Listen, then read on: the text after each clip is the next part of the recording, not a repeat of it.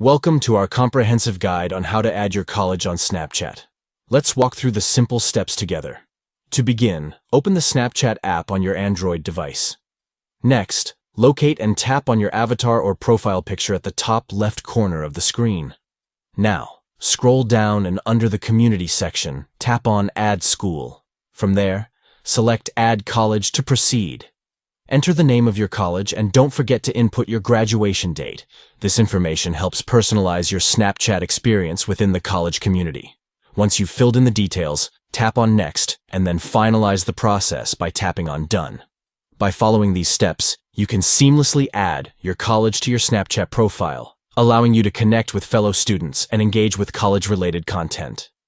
Thank you for watching this tutorial.